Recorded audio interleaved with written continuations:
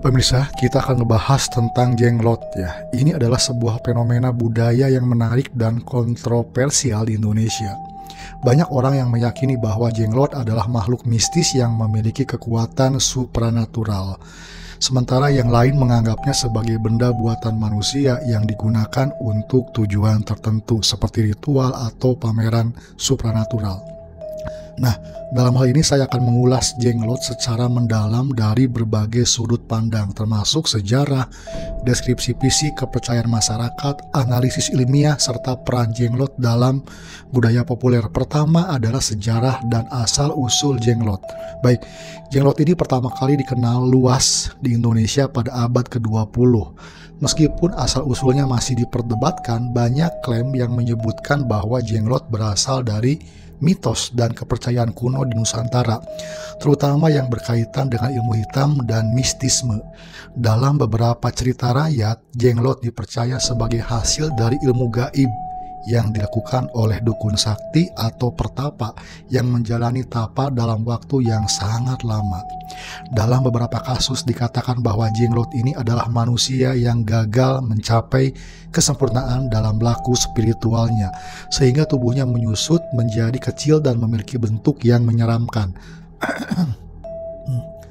Jenglot mulai populer di masyarakat setelah beberapa orang mengaku menemukannya dalam kondisi mistis, seperti terkubur di tanah, muncul di sungai, atau ditemukan dalam gua.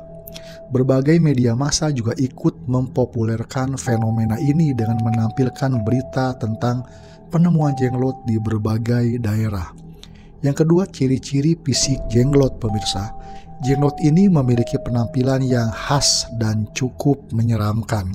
Beberapa ciri fisiknya antara lain adalah, yuk kita simak. Ukurannya kecil yang pertama ya. Nah, jenglot ini biasanya memiliki tinggi sekitar 10-20 cm aja.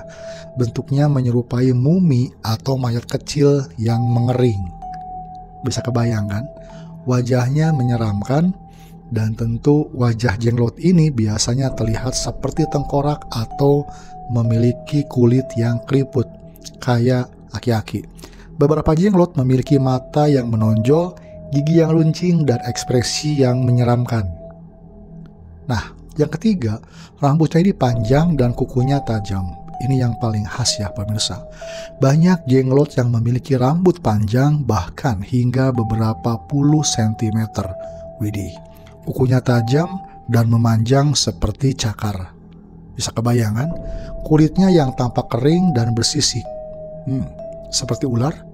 Dan kulit jenglot ini umumnya nampak mengering dan bersisik, menyerupai kulit reptil atau mumi yang diawetkan. Yang kelima, postur tubuhnya kaku. Jadi jenglot ini biasanya ditemukan dalam posisi duduk atau berjongkok dengan tangan yang mengepal atau diletakkan di dada. Seperti ini biasanya. Atau seperti ini. Atau seperti ini. Ya, banyak jenglot yang ditemukan di berbagai daerah memiliki variasi dalam bentuk dan detail fisiknya. Namun, ciri-ciri di atas umumnya selalu ada. Yang ketiga, kepercayaan masyarakat terhadap jenglot ini ya.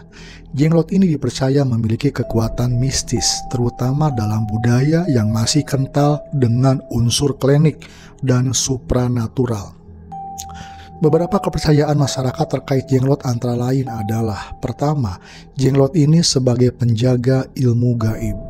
Banyak yang meyakini bahwa jenglot merupakan perwujudan ilmu hitam yang dilakukan oleh seseorang yang ingin mendapatkan kekuatan supranatural.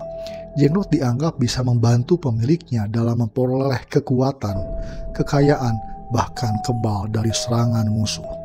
Yang kedua, jenglot harus diberi makan darah, bukan seblak. Salah satu kepercayaan yang paling terkenal adalah bahwa jenglot harus diberi makan darah manusia atau hewan.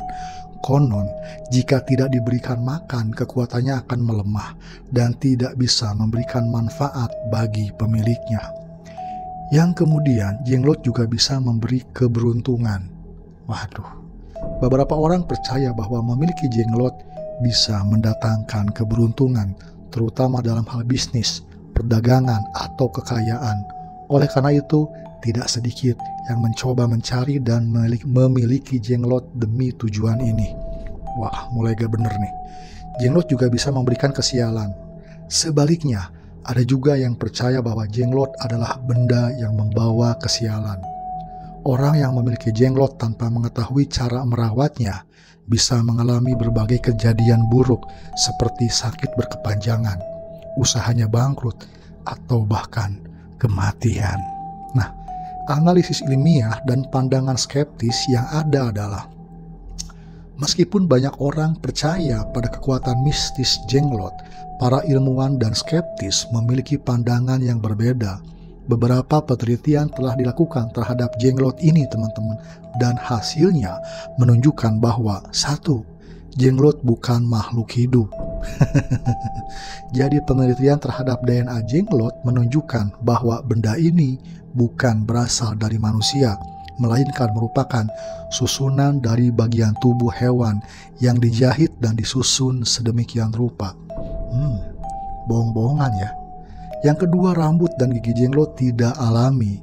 Beberapa jenglot yang diperiksa ditemukan memiliki rambut dan gigi yang mirip dengan rambut manusia, namun tidak ada bukti bahwa mereka tumbuh secara alami. Widih. Yang ketiga, jenglot tidak menghisap darah, tapi menghisap rokok. Bohong ya. Meskipun ada ritual memberi makan jenglot dengan darah, tidak ada bukti bahwa darah tersebut benar-benar diserap oleh jenglot. Sebagian besar darah yang diberikan hanya mengering di permukaan tanpa ada tanda-tanda penyerapan.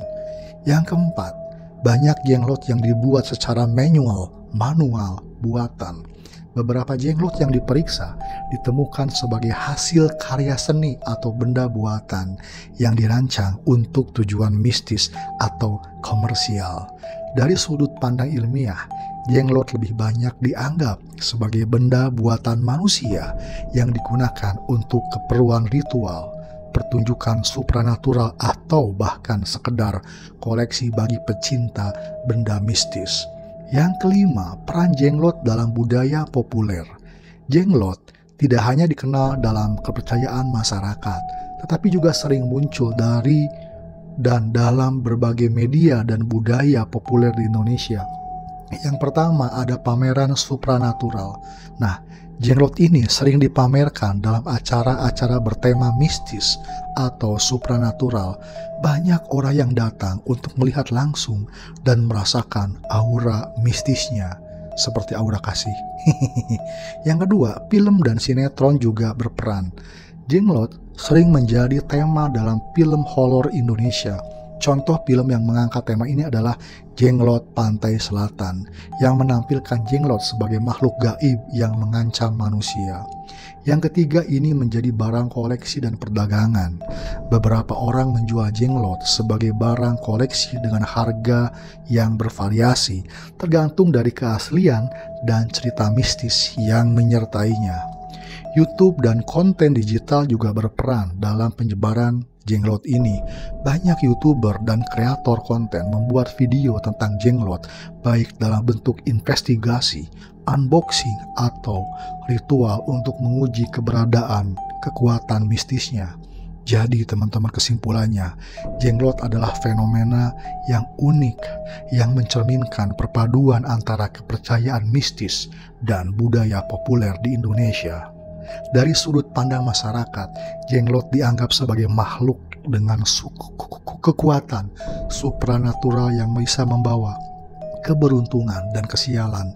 Namun dari perspektif ilmiah, jenglot lebih cenderung dianggap sebagai benda buatan manusia yang digunakan untuk berbagai tujuan.